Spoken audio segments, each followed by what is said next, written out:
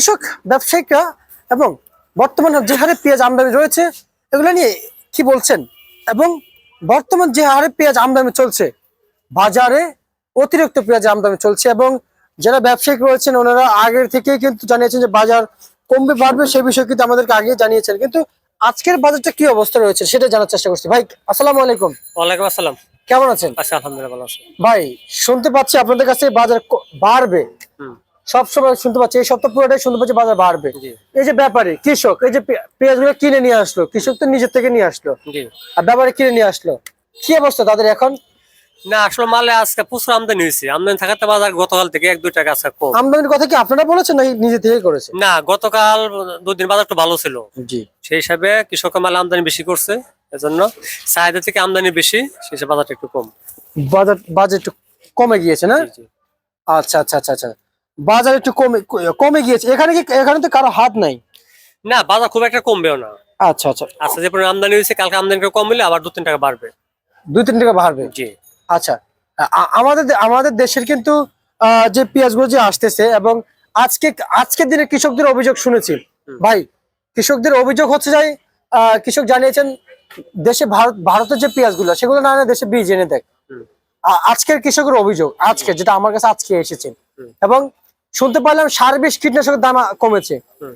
ভাই যখন প্রয়োজন তখন যদি না কমে তাহলে কি এই কমার কোনো মূল্য আছে?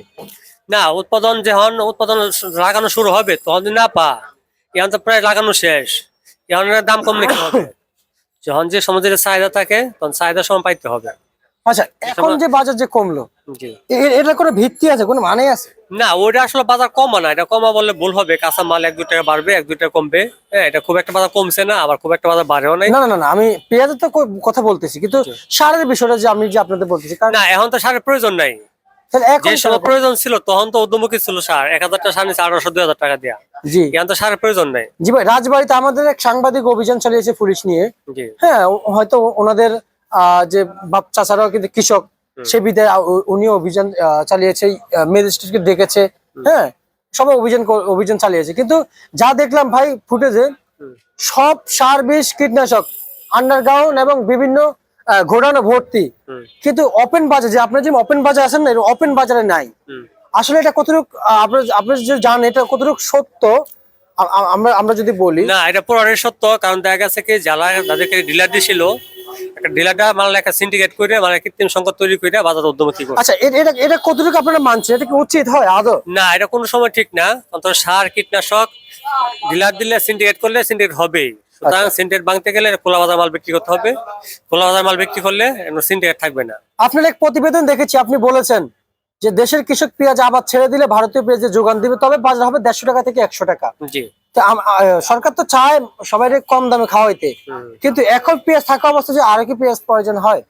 না, এখন তো পেঁয়াজের কোনো প্রয়োজন নাই, বাইরের মালের কোনো প্রয়োজন নাই। কিন্তু বাইরের মালের প্রয়োজন তো কখন হয়, যখন বাংলাদেশের বাজার 100 টাকা, 120 টাকা, 150 টাকা হয়ে যায়, তখন দরকার। কিন্তু বাংলাদেশের পর্যাপ্ত প্রয়োজন মাল আছে। আমাদের চাহিদা অনুপাতে চাহিদা থেকে বাংলাদেশের উৎপাদন আরো বেশি আছে। সুতরাং সরকার দু ইচ্ছা করে, বাংলাদেশের কৃষকদের ইচ্ছা করে বাংলাদেশের পেঁয়াজ বাইরে এক্সপোর্ট করতে পারবে। আচ্ছা, হ্যাঁ, সুতরাং কৃষকটা যদি সরকার বাঁচা রাখতে পারে তাহলে বাংলাদেশের পেঁয়াজ বাইরে এক্সপোর্ট হবে। সুতরাং কৃষকও ভালো থাকবে, জনগণও ভালো থাকবে, সরকার কিছু রাজস্ব পাবে। আর সরকার ভালো থাকবে। জি, জি। আচ্ছা, তাহলে ভাই আমরা তো আজও দেখলাম না যে পেঁয়াজের বিষয় নিয়ে কোনো পদক্ষেপ নিতে, জি। তাই না? যারা যারা শ্রমিক তারাই দিন শেষে মরে, জি। আর যারা খেটে খাওয়া মানুষ শ্রমিক তারাই দিন শেষে মরে, আর যারা যে বড় বড় যে এক কথা যে রাঘব বল যারা রয়েছে, বড় বড় বড় বড় প্রতিষ্ঠান ব্যবসায়িকরা আছেন, ওনারা ঠিকই বেঁচে আছেন, ওনারা ঠিকই সব কিন্তু সরকার থেকে সাহায্য সহযোগিতা পাচ্ছেন। আপনি একজন ব্যবসায়িক, আমার এগুলো আপনার কাছে প্রশ্ন করা আমার উচিত না, আমার জায়গা মতো প্রশ্ন করা উচিত ছিল, কিন্তু আপনার কাছে করতে আপনি একজন ইম্পোর্টার, জি। হয়তো আমার যাওয়ার মতো এরকম সুযোগ হয় যে বলতে পারতেছি। আপনারা যান, মিটিংও যান, আমি জানি, বাণিজ্য মন্ত্রণালয়। তাই একটু জানতে চাই তাদের পদক্ষেপ কি, তাদের নিয়ম কি, নিয়ম অনুযায়ী কেমন বুঝতেছেন? কৃষক কি সামনে আগাইতে পারবে? না, নিয়ম বলতে তো কোনো কথা না। কৃষি উপদেষ্টা হোক, বাণিজ্য উপদেষ্টা হোক, এটা তো কৃষকের স্বার্থে ওদেরকে মানে ওই জায়গায় রাখা। কিন্তু দেখা গেছে কি, বাংলাদেশে যখন একটা কৃষি প্রধান দেশ, কৃষককে বাঁচাতে গেলে আমাদের উৎপাদন খরচ কমাইতে হবে, তাদেরকে আবাদ করার প্রতি আগ্রহ বাড়াইতে হবে। আমরা যখন আবাদ বেশি হবে তখন আমাদের দেশের চাহিদা পূর্ণ করে আমরা মাল বাংলাদেশের পেঁয়াজ বাইরে আমরা এক্সপোর্ট করতে পারবো। কিন্তু জি ভাই। কৃষকদের যে ক্ষতিগ্রস্ত হয়, কৃষক মাল লাগাবে না লাগালে পরবর্তী বছরে আমরা বাইরে থেকে মাল ইম্পোর্ট করতে হবে। আচ্ছা ইম্পোর্ট করতে গেলে তখন একটা সিন্ডিকেট তৈরি হয়ে যাবে। ইম্পোর্টার যারা আছে সবাই সিন্ডিকেট করবে, মাল কম কম ঢুকাবে, একটা সিন্ডিকেট করে বাজার উদ্যমুখী করবে। সুতরাং সিন্ডিকেট ভাঙতে গেলে সরকার কৃষককে বাঁচায় রাখতে হবে, কৃষকের জন্য সার কীটনাশক অন্যান্য উৎপাদন খরচ যেগুলি কমাইতে হবে, আর কৃষকের ন্যায্য মূল্য পাইতে হবে। আচ্ছা, আপনি তো ব্যবসায় কৃষি পণ্য বিক্রি করেন, কৃষকের ভিতরে কোনো একতা নাই, যাও একতা হয়ে যাও একটা বিক্ষোভ মিছিল করছিল, সেনাবাহিনী পিটায় উঠাই দিছে, ঠিক আছে, কিন্তু দেশের সকল বিক্ষোভ মিছিল সবাই মাইনা নিচ্ছে। জি। কৃষকের এইটা আসলে কত কিভাবে দেখছেন আপনারা? সেনাবাহিনীর মানে পিটানি নিয়ে কিভাবে দেখছেন আপনারা? না, কৃষক সর্বসময় শোষিত থাকে, কারণ কৃষকের যে পরিশ্রম করে মাল উৎপাদন করছে, উৎপাদনের জিনিসটাই আমরা তাদের উৎপাদন খরচটাই আমরা দেখি না। কারণ দেখা যাচ্ছে কৃষকের উৎপাদন খরচ কমাইতে হবে, কৃষকের দিকে সবাই নজর দিতে হবে, কৃষক বাঁচা রাখতে পারলে দেশ ভালো থাকবে। সুতরাং যে সেনাবাহিনী যে কথা বলছে, সেনাবাহিনী কাঠটা উৎপাদন করে, সেনাবাহিনী কি নিজে উৎপাদন করতে পারে? কৃষক উৎপাদন করে কৃষকদের ন্যায্য মূল্যে না পেলে কৃষক মাঠে নামবেই।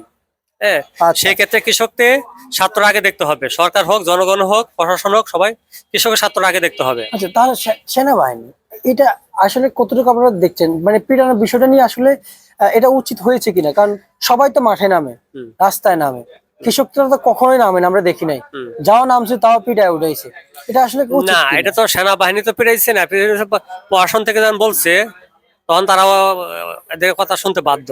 বাধ্য। কিন্তু সেনাবাহিনীর নিচ থেকে তো ওদেরকে মারধর করে নাই।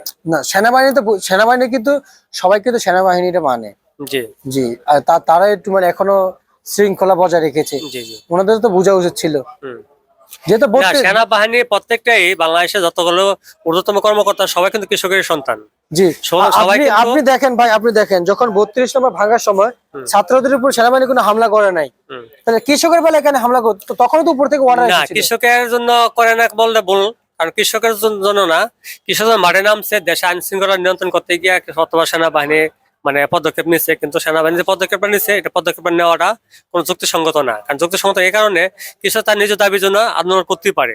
আচ্ছা, হ্যাঁ, উন্নত দেশে যখন উৎপাদন খরচ কমে যায় কৃষক কিন্তু মাঠে নামে কৃষকের দাবি না মানা পর্যন্ত কিন্তু সরকার মানতে বাধ্য হয়, কিন্তু বাংলাদেশে এই ধরনের কোনো আইন নেই। আচ্ছা, কৃষক সর্বসময় শোষিত হয়, কৃষকরা কোন দিক দিয়ে স্বাবলম্বী করবে এদিকে কোনো সরকারের কোনো নজর থাকে না। আচ্ছা, সুতরাং কৃষকের নিজ দাবিটা আদায় করার স্বার্থে কিন্তু মাঠে নামছিল, আচ্ছা। কিন্তু সে নিজ দাবিটা কিন্তু পূর্ণ করতে পারে নাই। আচ্ছা, আচ্ছা ভাই, আজকে পেঁয়াজ কত চলছে বাজারে? আজকে মান বেঁধে 33 টাকার থেকে সর্বোচ্চ 40, 41, 42 টাকা বিক্রি করছে। আচ্ছা, মার্কেটে জি জি জি। আজকে হাটে বাজার কত চলছে? হাটে বাজার আজকে একটু কম, 1200 থেকে 1400 টাকা। আচ্ছা, মার্কেটে রসুন কত চলছে ভাই? রসুন বাজার একটু ঊর্ধ্বমুখী, রসুন বাজার হলো 1000 রসুনটা বিক্রি হচ্ছে 65 টাকা। আচ্ছা, আর পুরান হলো 75 টাকা। আলু কত চলছে ভাই? আলু মান বেঁধে 60 টাকা থেকে 12 টাকা, 12.5, 13 টাকা। মার্কেটে বিক্রি চলছে। জি। আচ্ছা, ঠিক আছে, আপনাকে অসংখ্য অসংখ্য ধন্যবাদ। এ ছিল আজকে সর্বশেষ বাজার তালিকা ঢাকা থেকে।